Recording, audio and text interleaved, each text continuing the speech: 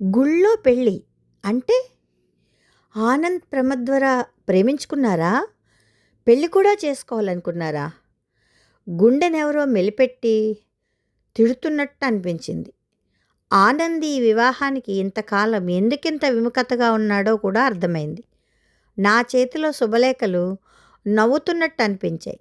లోపల ప్రమద్వర అంటుంది, నీ భార్యనయ్యాక బేదుతనం వల్ల నిన్ను కాపాడలేక విధవరాలినైనా కేవలం నీ ఆలోచనల తృప్తితో జీవితాంతం హాయిగా బ్రతకగలను ఆనంద్.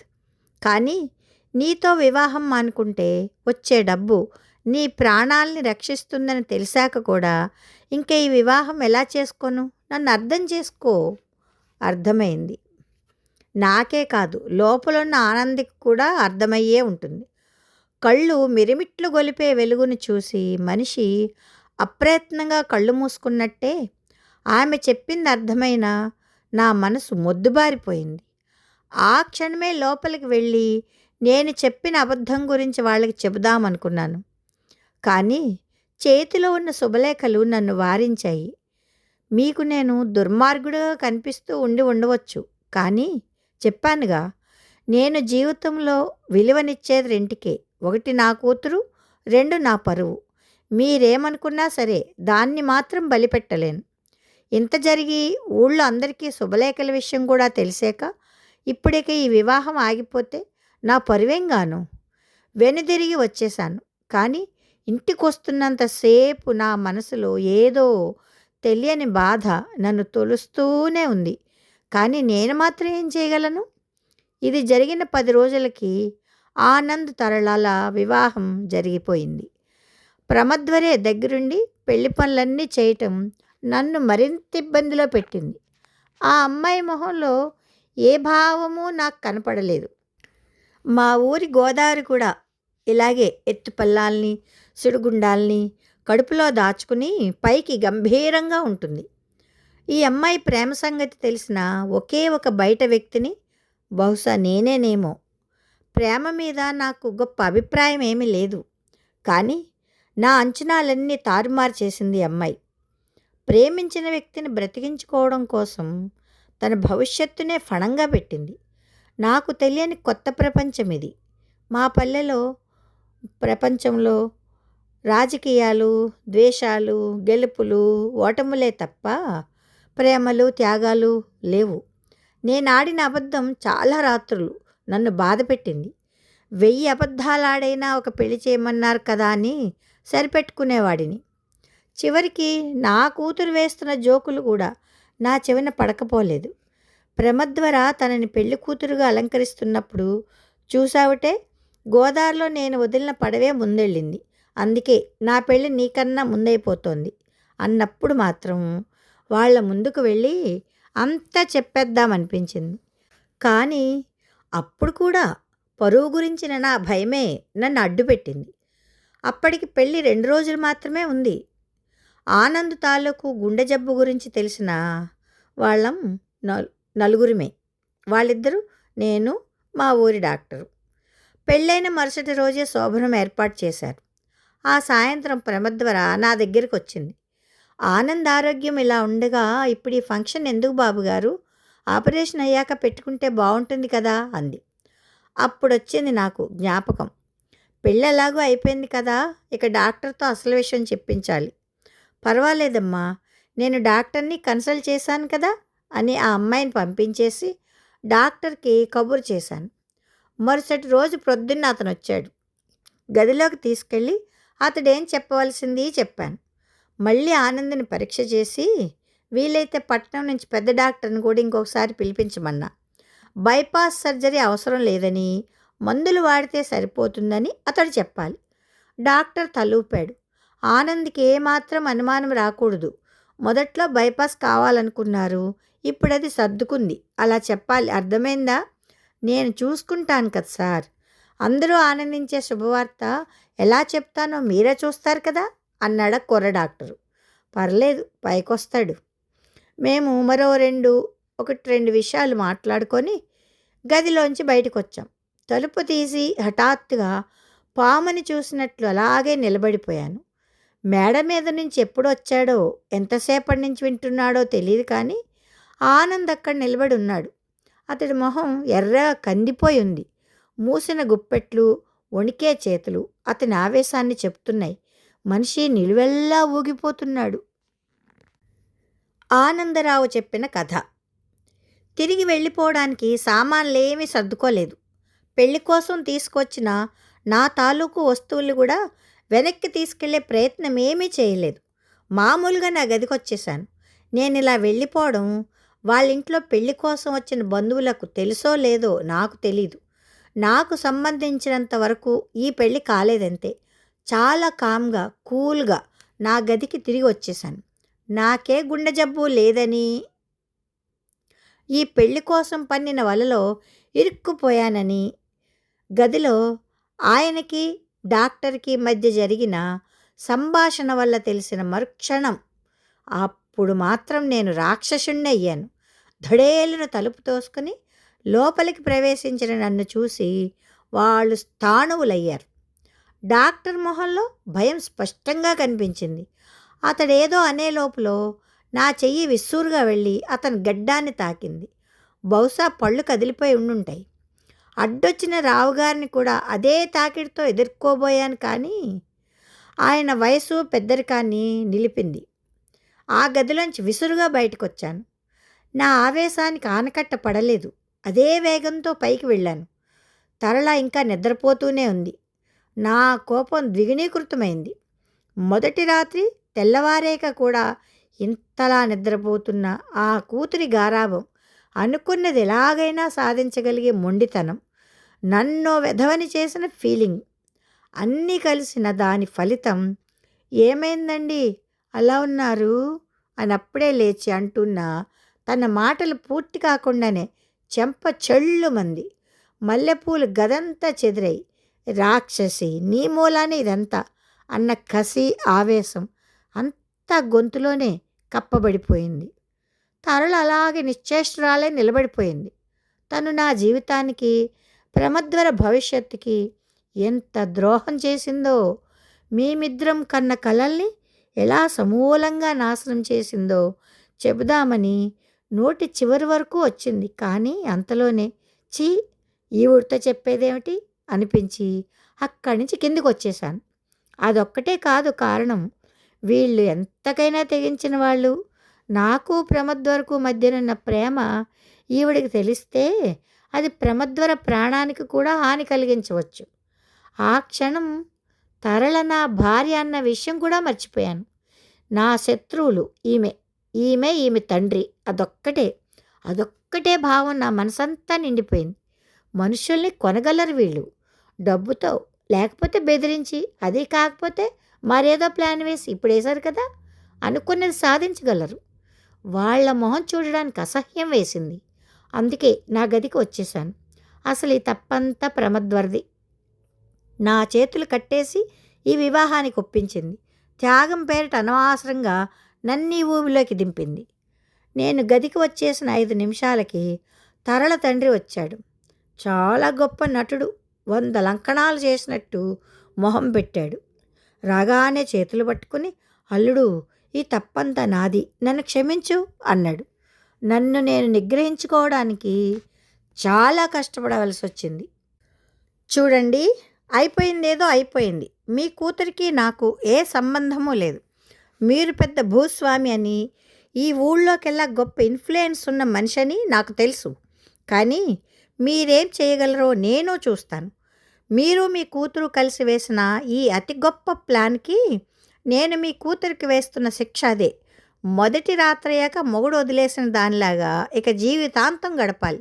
ఎందుకు వదిలేశాడు అన్నదానికి కారణం మీరేం చెప్పుకుంటారో మీ ఇష్టం. ఇక మీరెళ్ళొచ్చు. నేను ఈ నాటకం ఆడినట్టు తరళకు తెలియదు బాబు. ఏమిటి మీరంటున్నది? అవును ఆనంద్, తరళని ఇందులో కలపకు. ఇందులో ఏ తప్పు ఉన్నా అది కేవలం నాది మాత్రమే. తరళ అమాయకపిల్ల. అది నిన్ను ప్రాణం కన్నా ఎక్కువగా ప్రేమిస్తుంది. దాని గురించే నేను డాక్టర్కి అలా చెప్పమని చెప్పాను. తరళకి ఈ ప్లాన్లో భాగం లేదన్న విషయం నాలో సంచలనాన్ని రేపింది. కానీ వెంటనే సర్దుకున్నాను. ఇప్పుడు సమస్య తరళకిందులో బాగా ఉన్నదా లేదా అని కాదు. నాశనమైపోయిన నా జీవితం గురించి. నేను చెప్పానుగా, మీరెంత చెప్పినా నేనిక మీ ఇంటి గుమ్మంలోకి అడుగు పెట్టను. మీ కూతురికి మీరేం చెప్పుకుంటారో మీ ఇష్టం. ఇందులో ఆమె తప్పు లేకపోవచ్చు. కానీ ఏం తప్పు లేకుండానే కొంతమంది శిక్ష అనుభవిస్తూ ఉంటారు. అలాంటి వాళ్ళల్లో నేను మొదటి వాడినైతే మీ కూతురు రెండోది అనుకుని సంతృప్తి పడండి. అంటే ఇందులో నీ తప్పేమీ లేదంటావా? ఈసారి తెల్లబోవడం నా వంతయింది. నా తప్పేముంది? నువ్వు ప్రమద్వర ప్రేమించుకున్న విషయం నా కూతురికి చెప్పకపోవడం. ఇది ఇది మీకెలా తెలుసు? తత్తరపడుతూ అడిగాడు. ఆయన దానికి సమాధానం చెప్పకుండా, మీ ఇద్దరి మధ్య ప్రేమ విషయం మీతో కలిసి తిరుగుతూ కూడా నా కూతురు గ్రహించలేకపోయింది. ఇంత అమాయకపుదది. అటువంటి దానికి మీ సంగతి ఎందుకు చెప్పలేదు? పోనీ చెప్పవలసిన అవసరం మీకు లేదనుకుందాం. కనీసం తను నిన్ను చేసుకుంటాను అని అన్నప్పుడైనా నువ్వు ఆ విషయం చెప్పాలి కదా. ఎందుకు చెప్పలేదు? అక్కడికి వచ్చేసరికి నీ ప్రాణం ముఖ్యం అనిపించిందా? నేను ఇలా మాట్లాడుతున్నానని కోపం తెచ్చుకోకు. నా తరపు నుంచి ఆలోచించు. ఇలా నేను వాదించవచ్చు కదా. నీ గుండె జబ్బు దాన్ని నయం చేయడం అన్నది మన ఇద్దరి మధ్య ఒప్పందం. నిజంగా ప్రమద్వర పట్ల నీ ప్రేమ నిజమైనదైన పక్షంలో నువ్వు తరళకి అన్ని సంగతులు చెప్పి ఉండేవాడివి. ఎందుకు చెప్పలేదు? ఆయన మాటలకి నా ఆవేశం పెరిగిపోతూ ఉంది. ఆయన నా మాటలు పట్టించుకోకుండా అన్నాడు. కాబట్టి నీకేదైనా కోపం ఉంటే నా మీద తీర్చుకో ఆనంద్, తరళ మీద కాదు. ఇక ప్రమద్వర విషయం అంటావా? అది ఆయన పూర్తి చేయబోతుంటే చాలు ఆపండి అని అరిచాను. మీకు తెలుసా, నేను ఈ పెళ్లి చేసుకోవడానికి కారణం ప్రమద్వరే. నేను బ్రతికితే చాలనుకుంది. నా కోసం తన భవిష్యత్తుని బలిపెట్టుకుంది. తరళని చేసుకోవాలని ఒట్టు వేయించుకుంది. నాకు తెలుసు అన్నాడాయన. దానికి ప్రతిగా ప్రమద్వర భవిష్యత్తుని నువ్వు కలలో కూడా ఊహించినంత గొప్పగా తీర్చిదిద్దుతాను. అది నాకు వదిలిపెట్టు. క్రమక్రమంగా నేను వాదనలో ఓడిపోతున్నానన్న విషయం నాకు తెలుస్తోంది. కానీ నా వాదనలో లోపం ఎక్కడో తెలియటం లేదు. అయినా ఈయనతో వాదించవలసిన అవసరం నాకేముంది? ఆ మాటే చెప్పి ఆయనతో ఏదో అనబోతుంటే దాదాపు బయటకు గెంటి తలుపు వేసేసుకున్నాను. తరువాత చేయవలసిన దాని గురించి ఆలోచనలో పడ్డాను. ముందు ఈ ఊరి నుంచి వెళ్ళిపోవాలి, ప్రమద్వరతో సహా. అంతే. రావుగారికి ఆయన కూతురికి బుద్ధి వచ్చేలా చేయాలంటే ఇక్కడి నుంచి వెళ్ళిపోవాలి. వెళ్లే ముందు ఈ పల్లెలో అందరికీ ఆయన ఆడిన నాటకం గురించి తెలిసేలా చేయాలి. పెళ్ళి అయిన మరుసటి రోజు కూతుర్ని వదిలేసి అల్లుడు వెళ్ళిపోయాడంటే అంతకన్నా అవమానం ఏం కావాలి? నాకు జరిగిన మోసానికి ఇదే సరి అయిన సమాధానం. అయితే వెంటనే నేను ప్రమద్వర దగ్గరకు వెళ్ళలేదు. అంతకన్నా ముందు చేయవలసిన పని ఒకటి ఉంది. రావుగారు సామాన్యులు కాదు. కూతురికి విడాకులు ఇవ్వకుండా రెండో వివాహం చేసుకుంటే నన్ను జైల్లో పెట్టించకుండా ఊరుకోడు. ఈ విషయం అంతవరకు వస్తే ఎంతవరకైనా తెగిస్తాడు. అసలు ఆయన ఆర్గ్యుమెంట్ చూస్తేనే నాకు మతిపోయింది. ఎంత సులువుగా తప్పంతా నా మీదకు తోసేశాడు. నేను వెళ్ళి ఆయన కూతురికి మా ప్రేమ విషయం చెప్పి ఉండవలసిందట. చెప్తే ఏం చేసేది? మా ఇద్దరికి పెళ్లి చేసి ఆసుపత్రి ఖర్చుల నిమిత్తం 2 లక్షలు ఇచ్చి ఉండేదా? అసలు నాటకం ఆడిందంతా ఆయన. హాయిగా సుఖంగా ఉండవలసిన మా జీవితాల్లో అతి నికృష్టమైన ప్లాన్ వేసి నిప్పులు పోసింది ఆయన. ఇంతకింత చేయకపోతే నేను నిద్రపోను. ఆ మరుసటి రోజే పట్నం వెళ్ళి అక్కడ రైలు అందుకుని బెంగుళూరు వెళ్ళాను. బెంగుళూరులో నా స్నేహితుడున్నాడు. అతడు పనిచేసేది ఎరువుల కంపెనీయే. అక్కడ ఉద్యోగం రావడం అంత కష్టం కాలేదు. నా ఉద్దేశం ఏమిటంటే, మేము వెళ్ళిపోయినా 3-4 సంవత్సరాల వరకు మేమెక్కడ ఉన్నది ఈ తండ్రి కూతుళ్ళకి తెలియకూడదు. అయోమయంతో అవమానంతో చావాలి. మీకు నేను దుర్మార్గుడిగాను రాక్షసుడిగాను కనిపిస్తూ ఉండవచ్చు. కానీ నేను మిమ్మల్ని కోరేది ఒకటే. నా తరపు నుంచి ఆలోచించండి. ఇంత దారుణం మీకే కనుక జరిగి మీకు ధైర్యం ఉంటే రావుగారిని అక్కడికక్కడే పొడిచి పారేసి ఉండేవారు. అది లేకే కేవలం నా తరపు నుంచి ఈ విధంగా గౌరవంగా దూరం వెళ్ళిపోతున్నాను. గౌరవం ఉండబట్టే ఇంత జరిగినా ఆయన పేరు పక్క నుంచి గారు తీసేయలేకపోతున్నాను. బెంగుళూరు నుంచి మా పల్లెకు వచ్చేసే ముందు నా రాజీనామా పత్రాన్ని చేస్తున్న ఉద్యోగంతో తెగతెంపులు చేసుకున్నాను. ఈ పనులన్నీ చాలా కామ్గా ఏ ఉద్వేగము లేకుండా చేశాను. నాతో రావడానికి ప్రమద్వర ఒప్పుకోదని నాకు తెలుసు. ఇక్కడ రావుగారి తర్కమే నేను నమ్మదలుచుకున్నాను. కాలమే మనిషికి పరిస్థితులతో రాజీ పడడం నేర్పుతుందనేది. ఎలాగో ఒకలా ప్రమద్వరని ఆ గ్రామం నుంచి బయటకు తీసుకురాగలిగితే తరువాత వివాహానికి ఒప్పించవచ్చు. నేనే వెళ్ళి అడిగితే స్నేహితురాలికి ద్రోహం చేయలేనని నిశ్చయంగా అంటుంది. అందుకని ఒక ఉత్తరం రాశాను. ప్రమద్వర, అర్జెంటు పని మీద పట్నం రావాల్సి వచ్చింది. ఇక్కడ నా స్నేహితుడు కలిశాడు. అతడి ఆఫీసులో ఉద్యోగం ఉందట. నేను చెప్పగానే నీకు ఇవ్వడానికి ఒప్పుకున్నాడు. వెంటనే వస్తే ఆ ఉద్యోగం దొరుకుతుంది. ఈ ఉత్తరం పట్టుకుని వచ్చినది నా మరో స్నేహితుడు. అతడితో కలిసి వస్తే ఉద్యోగంలో చేరిపోవచ్చు. ప్రమద్వర, మన జీవితాలు ఎలాగూ ఒకటవలేదు. కనీసం ప్రేమించిన వ్యక్తిగా ఈ సహాయమన్నా చెయ్యని. నీ జీవితం ఒడ్డుకు చేరితే తప్ప నా మనసు కుదుట పడదు. నీ కోసం ఎదురు చూస్తూ ఉంటాను. నీ ఆనంద్. మరొకసారి ఆ ఉత్తరాన్ని చదువుకున్నాను. ఈ ఉత్తరం చదివితే ప్రమద్వర తప్పక వస్తుంది అనిపించింది. ఆ పల్లె నుంచి తన ఇంటి నుంచి ఆమె ఎంత త్వరగా వీలైతే అంత త్వరగా బయటపడడానికి ఎదురు చూస్తోంది అని నాకు తెలుసు. నిన్ను ఈ ఉద్యోగంలో చేర్పించి నేను పల్లెకు వెళ్ళిపోతాను. అందువల్ల ఈ విషయం తరళకి కానీ ఆమె తండ్రికి కానీ చెప్పనవసరం లేదు. మన పల్లె సంగతి నీకు తెలియందేముంది? నేను నీకు ఈ సాయం చేశానని తెలిస్తే 1కి 2 కల్పిస్తారు. తరువాత ఆ ఊరిలో నా జీవితం నరకమవుతుంది. ఈ 4 వాక్యాలు చివరిలో చేర్చగానే మరింత సంతృప్తిగా అనిపించింది. దీంతో ప్రమద్వర తప్పక వస్తుంది. ఉత్తరాన్ని స్నేహితునికిచ్చి పంపాను. ప్రమద్వర అడ్రస్సు వివరంగా చెప్పాను. ఆ తర్వాత ఒక రోజు పాటు విపరీతమైన టెన్షన్. మనసు పరివిధాలా ఆలోచించసాగింది. అన్నిటికన్నా ముఖ్యమైన సమస్య ప్రమద్వరని ఈ వివాహానికి నాతో కలిసి ఉండడానికి ఎలా ఒప్పించాలా అని.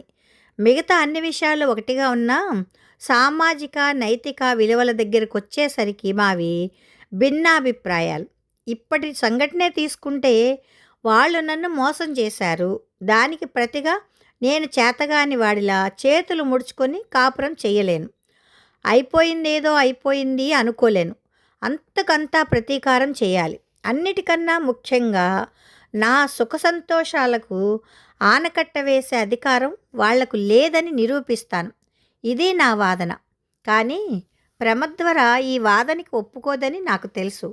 మీరెలాగైనా కొట్టుకొని చావండి, కానీ మీ మధ్యకి తరళకి అన్యాయం చేయకండి అంటుంది. ఇతరుల సుఖం కోసం తమ సుఖం వదులుకోవడంలోనే సుఖం ఉంటుందని నమ్మే అమాయక ఎక్స్‌ప్లాయిటెడ్ జాతికి చెందిన వారికి ప్రతీక ప్రమద్వర.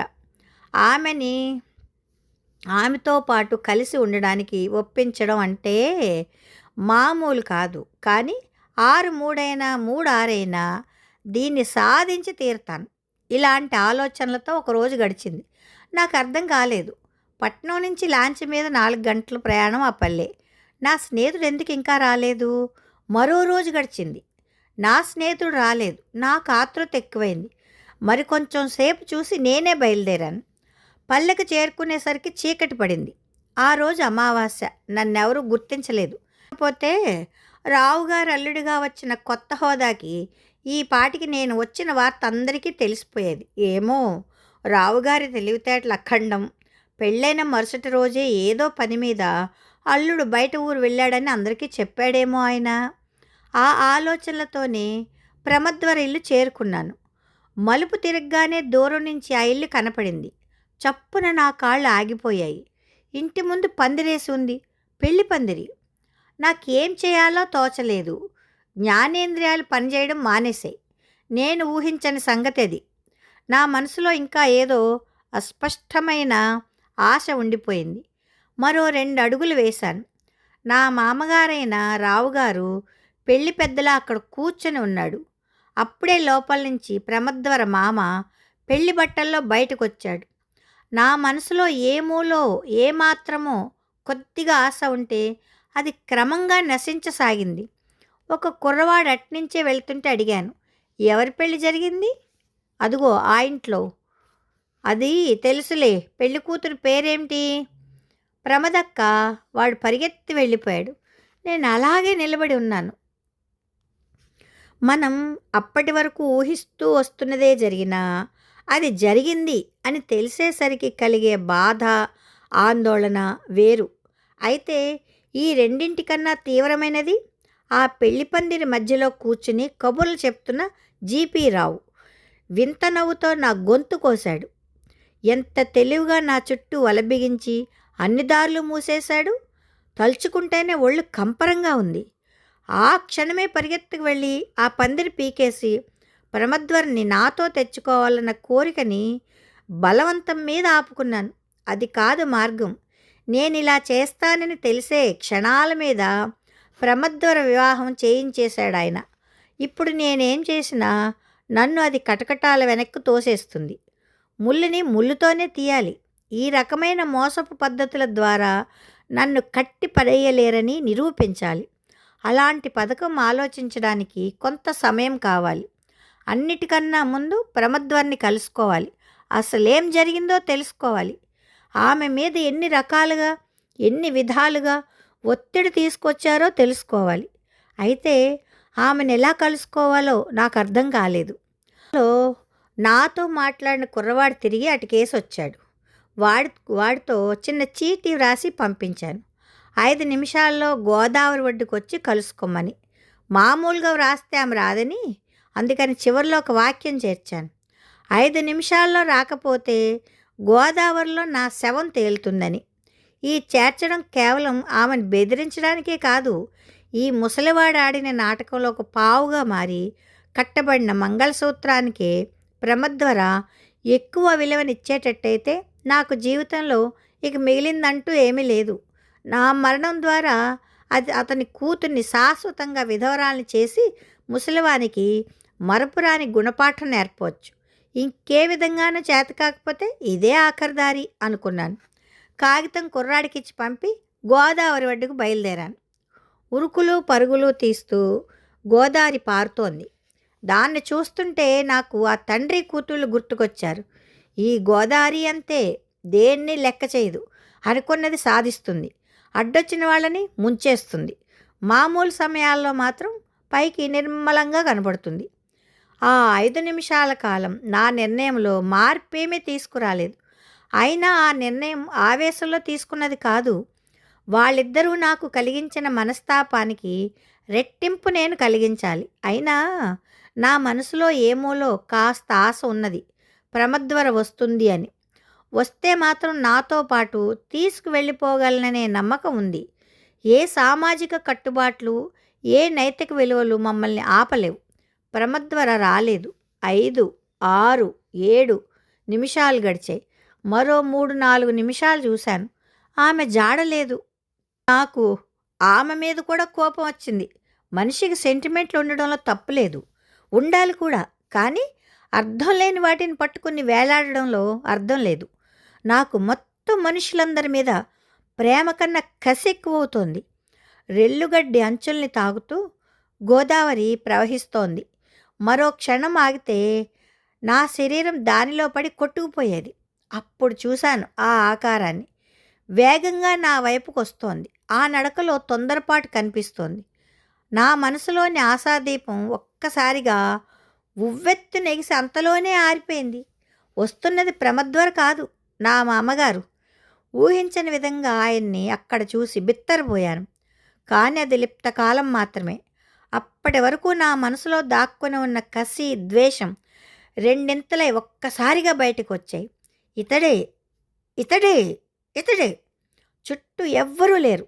అలాగే గోదాట్లో తోసేస్తే సాక్ష్యం కూడా మిగలదు. ఆనంద్, నీ కోసం 2 రోజుల నుంచి వెతికించిన చోటు లేదు అంటూ దగ్గరికి వస్తున్న అతడిని ఏమీ చెయ్యకుండా నన్ను నేను కంట్రోల్ చేసుకోవడానికి చాలా కష్టపడవలసి వచ్చింది. అదృష్టం బాగుండి ఆ కుర్రవాడితో పంపిన ఉత్తరం నా చేతిలో పడింది. ఇంకెవరికైనా దొరికితే కొంప మునిగేది. ఆయన వైపు అసహ్యంగా చూస్తూ ఏం జరిగేది? మీ అల్లుడు ఇలాంటి వాడని 10 మందికి తెలిసేది. అలాంటి అల్లుడి కోసం మీరు చేసిన చౌకబారు ఎత్తులు అందరికీ తెలిసేవి. అంతేగా అన్నాను. ఇక్కడొద్దు బాబు, ఇంటికెళ్ళి మాట్లాడుకుందాం పద. మీ ఇంటికా? ఇక చచ్చినా గడపలో కాలు పెట్టను. అలా అనకు. ఏం తప్పు జరిగినా నాదే. ఈ మాటే 2 రోజుల క్రితం మీరన్నారు. ఆ తర్వాత ఈరోజు మీ చేతులతోనే ఇంకో పెళ్లి చేసి మరో ఘోరమైన తప్పు చేశారు. ఏది ప్రమద్వర పెళ్ళేనా? ఆ విషయమే మాట్లాడతాను. కొంచెం సావధానంగా విను. నేనేమీ వినదలుచుకోలేదు. నన్ను రెచ్చగొట్టకండి అరిచాను. ఆ విధంగా మా ఇద్దరి మధ్య వాదోపవాదాలు చాలాసేపు జరిగాయి. గోదారి పారుతూనే ఉంది. మా మాటలు వింటూనే ఉంది. లౌక్యుడైన మధ్యవర్తిలాగా ఎవరిది న్యాయమో ఎటూ చెప్పకుండా ఉండిపోయింది. మామూలుగా ఆయనతో మాట్లాడడానికే అందరూ భయపడతారు, కానీ నాకేం భయం? చూడండి, నేను కాబట్టి ఇంకా మీకు గౌరవం ఇచ్చి మాట్లాడుతున్నాను. ఇంకొకరైతే చేసిన పనులకి మొహం మీద ఉమ్మేసేవారే. మీ స్వార్థం కోసం నాకు అన్యాయం చేస్తే చేశారు. కానీ పాపం ఆ ప్రమద్వర ఏం చేసింది? ఆ అమ్మాయిని ఒక రౌడీకి ముసలోడికి ఇచ్చి కట్టపెట్టాల్సిన అవసరం మీకేమొచ్చింది? అది చెప్దామని ఆయన మాటలు వినిపించుకోకుండా అరిచాను. ఏం చెప్తారండి మీరు? నాకు గుండె జబ్బు అని అబద్ధం చెప్పిన డాక్టర్కి ఎంత ఇచ్చారో చెప్తారా? ప్రమద్వర పెళ్లి బలవంతంగా చేయించడానికి రౌడీలకి ఎంత ఇచ్చారో చెప్తారా? మీ కూతురుతో కలిసి ఉంటే నాకెంత ఆస్తి వస్తుందో ఆ వివరాలు చెప్తారా? ఇదేమీ అక్కర్లేదు, కానీ నేనొక సలహా చెప్తాను వినండి. మీ పరువు నిలిచేది. నేనెవరికీ కనపడకుండా వెళ్ళిపోతాను. మీ అల్లుడు గోదాట్లో పడి చనిపోయినట్టు ప్రకటన చేసి మీ కూతుర్ని విధవరాలను చేయండి. తరువాత పెద్ద మనసుతో పునర్వివాహం చేస్తున్నట్లు ప్రకటించండి.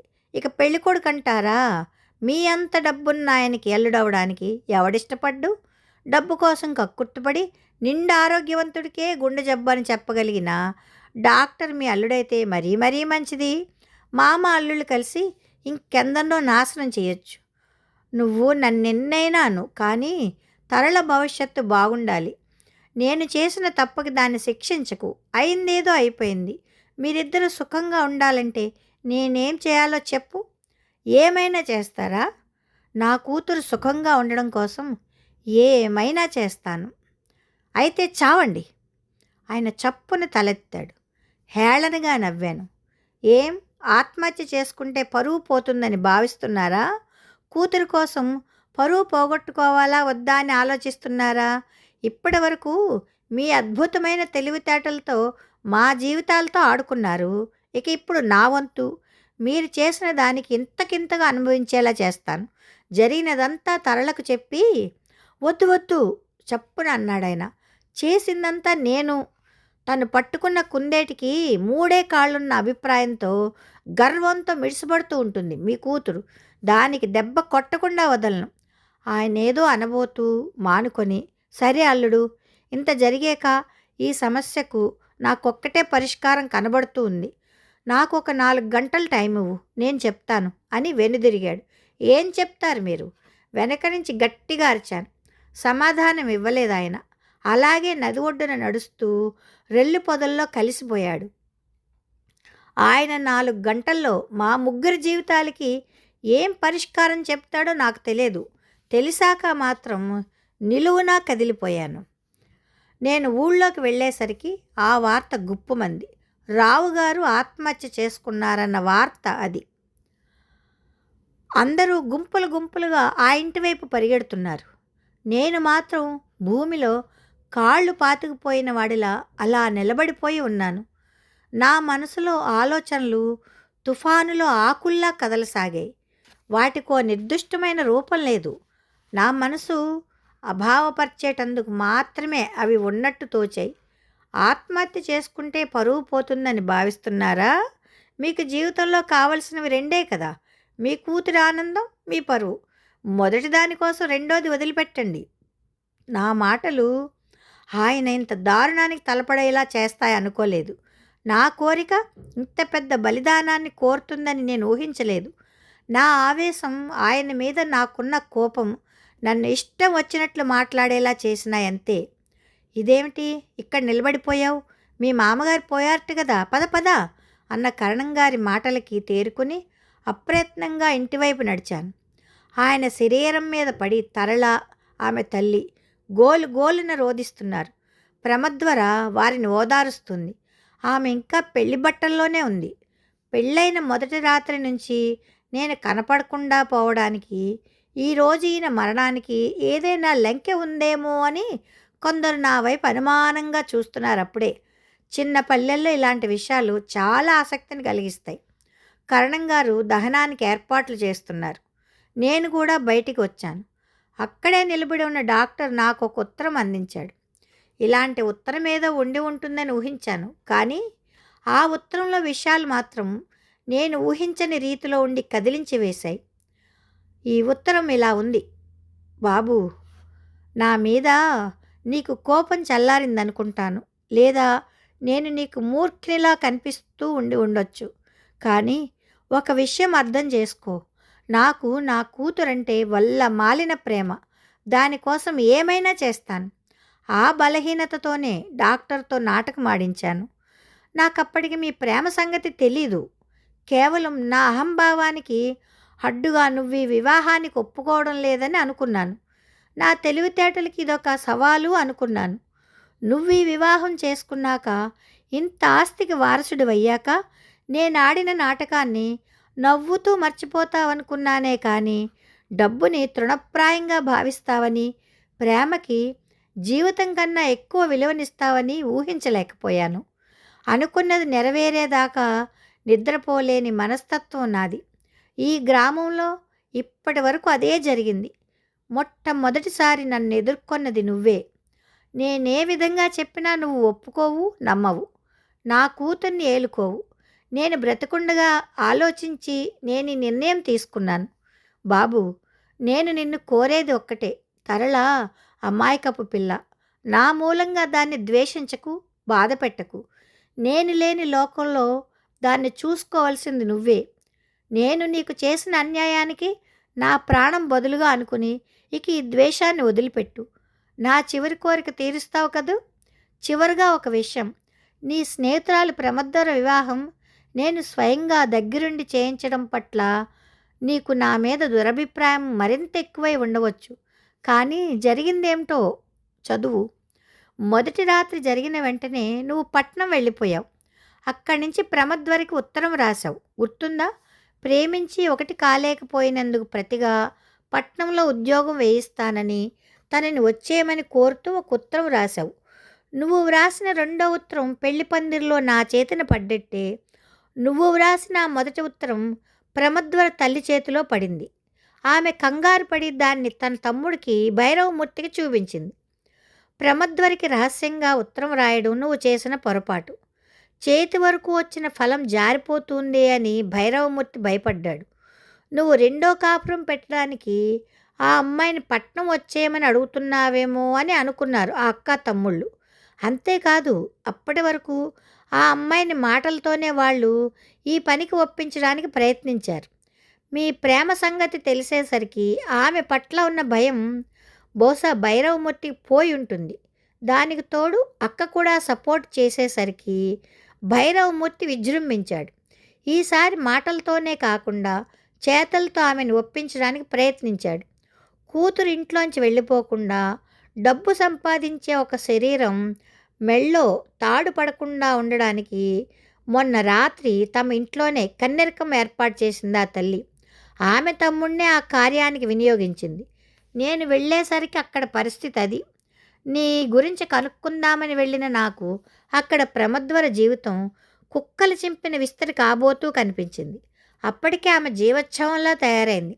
అతడి పైశాచిక చర్యకు బలై ఏ క్షణమైనా మరణాన్ని ఆహ్వానించడానికి సిద్ధంగా ఉంది. కావాలంటే అప్పుడే పోలీసులకి ఆ దుర్మార్గుడిని పట్టించగలను. కానీ దానివల్ల ప్రమద్వర జీవితం పూర్తిగా నాశనం అవుతుంది. ఆ పరిస్థితుల్లో ఏం చేయాలి? భైరవమూర్తిని ఆ వివాహానికి ఒప్పించడం తప్ప. దానికి అతడు 50,000 అడిగాడు. ప్రమద్వర తల్లి కూడా ఆ రేటే ఫిక్స్ చేసింది. కూతురు వ్యాపారంలోకి దిగి ఉంటే అంత సంపాదించేదట. ఆనంద్, ఇదంతా వ్రాసి నీ మనసు పాడు చేయడం నాకు ఇష్టం లేదు. కానీ జరిగింది అది. 50,000 నేను ఇవ్వడానికి అంగీకరించాను. ఫలితంగా మరుసటి రోజే ఈ వివాహం జరిగింది. అయితే అంత సులభంగా ప్రమద్వర దీనిని ఒప్పుకోలేదు. ఆ భ్రష్టుడితో వివాహం కంటే ఆత్మహత్య చేసుకోవడమే మంచిదని ఆమె భావించింది. కానీ ఆమె మరణిస్తే నువ్వేమవుతావో నేను ఊహించగలను. ఆ విషయమే ఆలోచించమన్నాను. ఆమె తెలివైంది. క్షణాల్లో దాన్ని అర్థం చేసుకుంది. వివాహానికి ఒప్పుకుంది. 50,000తో భైరవమూర్తి ఆమెను చేసుకున్నాడు. ఆనంద్, ఇదంతా నేను నీకు చెప్పకూడదనుకున్నాను. నా డబ్బు గురించి చెప్పుకోవడం కూడా నాకు ఇష్టం లేదు. కానీ హిమాలయాల కంటే ఉన్నతంగా ఎదిగిపోయిన నీ స్నేహితురాలి వ్యక్తిత్వం ముందు నా అల్పత్వం నన్ను హేళన చేస్తోంది. మరణ వాంగ్మూలం కంటే సత్యం మరొకటి ఉండదు. అందుకే ఈ నిజాన్ని నీ నుంచి దాచలేదు. చెడిపోయిన నీ స్నేహితురాల్ని ఒక ఇంటిదాన్ని చేశాననే సంతృప్తి ఒక్కటే నాకు మిగిలింది. నా వల్ల అన్యాయమైపోయిన వారిలో ఆమె కూడా ఉంది కదా. కొద్దిగా ఆస్తి కూడా ఆమె పేరు మీద వ్రాస్తున్నాను. భైరవమూర్తి ఈ కారణంగానైనా ఆమెను జాగ్రత్తగా చూసుకుంటాడని ఆశ. నేను చేయగలిగిందంతా చేశాను. ఇక నువ్వు మిగతాది చేయాలి. ఈ లోకంలో లేని వారి మీద, అంటే నా మీద మరింక నీకు కోపం ఉండదని ఆశిస్తూ, ఒకవేళ ఉన్నా దాన్ని నా కూతురి మీద చూపెట్టవన్న ఆశతో నీ మామయ్య.